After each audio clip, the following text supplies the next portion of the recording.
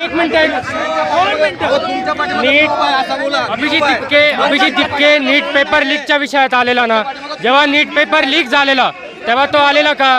तेव्हा संपूर्ण देशात ABVPनी प्रोटेस्ट केले, आम्ही प्रोटेस्ट केले. मी सुद्धा नीटचा पेपर दिलाय. 1.5 वर्षात मी MBBS डॉक्टर होणार आहे. 1.5 वर्षात MBBS डॉक्टर होणार आहे. मी सुद्धा नीटचा पेपर दिलाय. मला माहिती ते प्रेशर वगैरे कसं असतं. जेव्हा नीटचा पेपर लीक झालेला तेव्हा अभिजित तिपके होते कुठे? ठीक आहे, मी इज्जत करतो त्यांची. 15 दिवसात एवढं मोठं आंदोलन त्यांनी उभं केलं अभिजित तिपकेजींनी.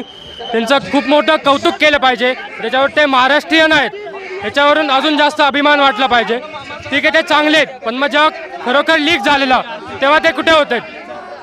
जेव्हा पेपर लीक झाला होता ना तेव्हा धर्मेंद्र प्रधान कुठे होते? त्यांनी संपूर्ण कारवाई केली ना. त्याच्यानंतरच तर एअरफोर्सला संपूर्ण नीट पेपरचा जो हँडलिंग आहे ते काय म्हणतात बघा, एअरफोर्सला दिलंय पेपर आणायचं काम. दिलं नाही, ते सांगतो ना. दिलं नाही. अरे मला ताप आलाय आणि माझं पोटाचं ऑपरेशन करायला लागलाय तुम्ही. मला ताप आलाय, मला पॅरासिटामॉल गोळीची गरज आहे, मला सर्जरी करून माझं ऑपरेशन करायची गरज नाही. ठीक आहे ना. नाही, नीट पेपर पहिल्यांदा लीक नाही झालाय, त्याच्या आधी पण झालाय.